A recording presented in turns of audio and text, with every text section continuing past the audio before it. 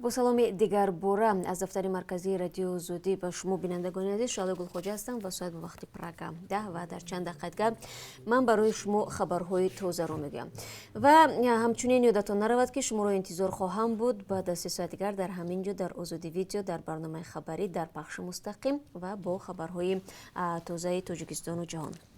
تبری هم وعده دادم اکنون در برای بعضی تفصیلات از پروازهای چارتری از روسیه به تاجیکستان برای شما میگم. سفیر تاجیکستان در روسیه میگه تا کنون برای راه یافتن به هواپیماهای چارتری که پروازشان روسای نزدیک در نظر است بیش از 1000 نفر نامنوی شدند. در این باره امامالدین ستارov در صحبت با خبرگزاری آزیا پلوس اظهار داشته است. با گفته سفیر تنها در شهر مسکو در 3 روز اخیر سفارت 800 نفری را برای خود گرفتند که خواهش بازگشت به تاجیکستان رو دارند. امامالدین ستارov از مسکو و سنت پترزبورگ، یکاترینبورگ و قزان و شهرهای دیگری روسیه میگوید که در مجموع تشکیل 8 پرواز چارتری به نقشه گرفته شده است. طریق این هواپیماها زنان حامله، کودکان خردسال، افراد بیمار و پیرانسال و آنهایی که با کارهای خدمتی به روسیه آمده و درماندند به وطن فرستاده میشوند.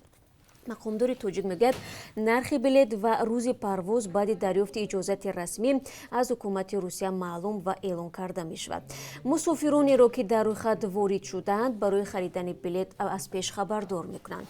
سفیر تاجیکستان میگوید مهاجران باقی مانده خواهشمند سفر به تاجیکستان باید منتظر برقرار شدن پروازهای معمولی بمانند.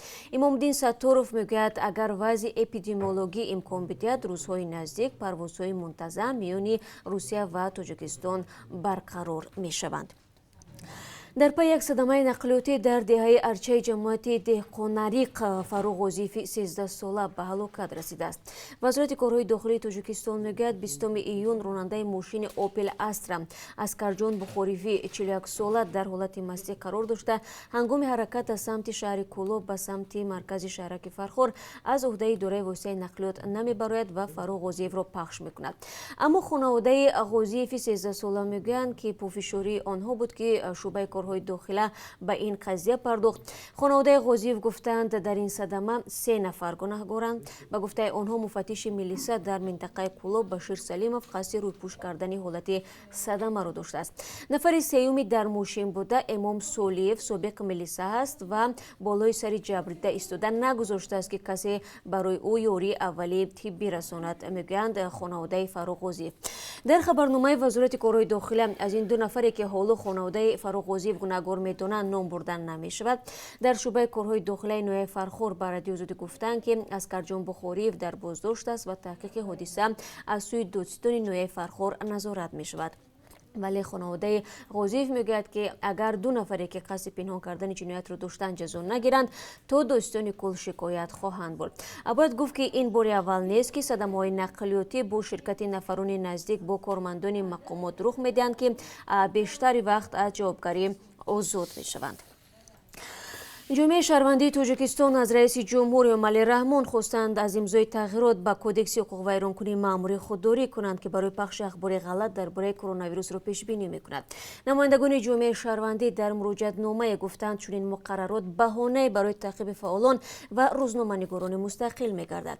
مجلس نمایندگان روز 10 ایون طرحی را تصویب کرد که بر اساس آن برای پخش اخبار غلط درباره کرونا ویروس در رسانه‌ها و اینترنت جزا مقرر میشود. منتقدان قبول چنین تغییرات به قانون را ضربه به آزادی بیان میدانند اما مقامات میگویند هدفشان پیشگیری از پخش اخبار غلط میباشد. 17 سازمان جمعیتی و روزنامه‌نگاران مستقل روز 23 ایون در مراجعت نامه از رئیس جمهور امامعلی رحمان و رئیس مجلس ملی رستم امامعلی از مقرر کردن جزا برای پخش اخبار غلط نگرانی کردند.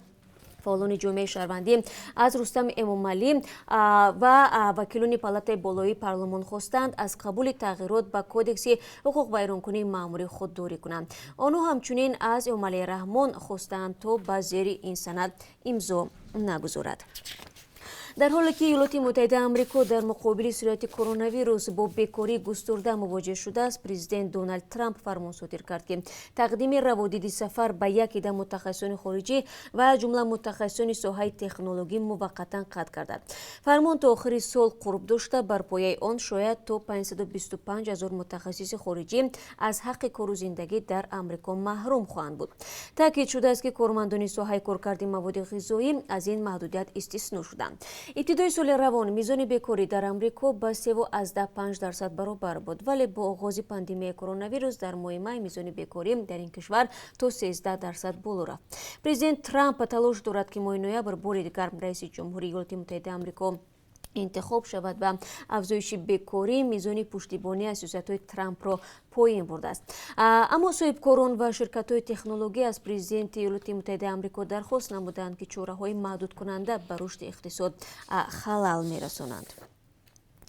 حکومت تاجیکستان تصمیم گرفته که شرکت‌های عظیم جنوبی کشور کارخانه نوری‌های ازود واقع در شهر لیوکند ولایت ختلان را در یک مزایده بین‌المللی فروشد. طبق قراری به امضا رسیده نرخ ابتدایی همه سهمیه‌های کارخانه ازود 190 میلیون سومانی معین شده است. بجز از این قیمت تاجیکستان در نزد مالک آینده کارخانه ازود یک چند شرط گذاشته است. نخست مالک آینده کارخانه عهده‌دار می‌شود خط گازی یوان لیوکند را با قیمت 400 میلیون سومانی در دام 3 سال پس از خریداری کارخانه بنیاد کند. همچنین مالک نو در دام 3 سال باید نه کمتر از 1100 جای کاری دائمی در این شرکت تأسیس بدهد. در سال اول پس از خریدن سهمیه ها نه کم از 25 میلیون سومانی قرض‌های کردیتوری کارخانه ازود را پرداخت کند. این قرض‌ها به حالت اول سال 2020 بیش از 24 میلیون سومانی و قرض دبیتوریش زیاده از 59 میلیون سومانی است. بر ضمن این بیش از 12 میلیون سومانی قرض مالک پیشین ازود جمعیت سهامی نورهای آسیا نیز به دوش ازود گذاشته می شود. کارخانه عظیم ازود 12 سال باز فعالیت نمی کند و تاجیکستان که اصلا یک پایه اصلی اقتصادش کشاورزی است، نوری‌های مینرالی را با نرخ گران از خارج وارد می کند.